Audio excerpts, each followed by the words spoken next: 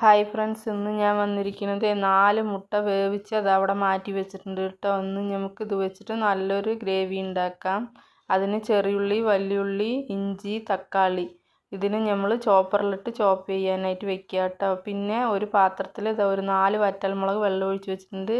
ഇതിൽ പെരിഞ്ചീരകമുണ്ട്, കുരുമുളക്, മല്ലി, പിന്നെ 2 പട്ടയും 2 ഗ്രാമ്പും ഉണ്ട് കേട്ടോ. അതിലെടുത്ത് വെച്ചതിലോട്ട് പിന്നെ കുറച്ച് തേങ്ങയും നമ്മൾ ഇതിനെ ചോപ്പ് ചെയ്ത് അത് മാറ്റി വെച്ചിട്ടുണ്ട്. എന്നിട്ട് ചെറിയ മിക്സി ജാറിലോട്ട് നമ്മുടെ മസാലപ്പൊടിയൊക്കെ ഇട്ട് കൊടുത്തതിന് ശേഷം 4 വറ്റൽമുളക് ഇട്ട് കൊടുത്ത് തേങ്ങ ഇട്ട് കൊടുത്തതിന് ശേഷം നന്നായി അരച്ചെടുക്കുക. നിങ്ങളുടെ അടുത്ത് കാശ്മീരി മുളക് പൊടി ഉണ്ടെങ്കിൽ അത് ഇട്ട് കൊടുത്തോളൂ കേട്ടോ. എൻ്റെ അടുത്ത് അതില്ല, അതുകൊണ്ടാണ് ഈ കളർ ഇങ്ങനെ ഇരിക്കുന്നത് കേട്ടോ.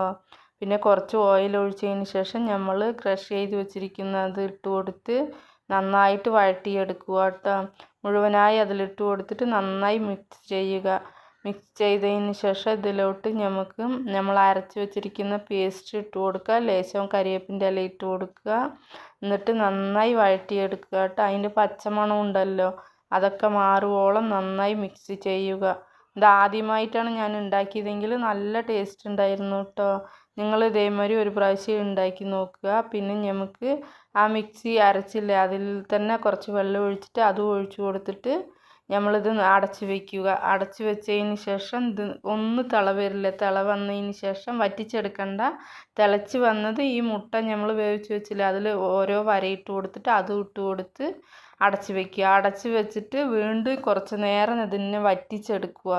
അപ്പം തന്നെ ആ മസാലയുടെ മണമൊക്കെ ആ മുട്ടയിൽ പിടിക്കുകയുള്ളൂ കേട്ടോ. പിന്നെ കൈ നിറച്ച് മല്ലിയില ഇട്ട് കൊടുക്കുക കേട്ടോ.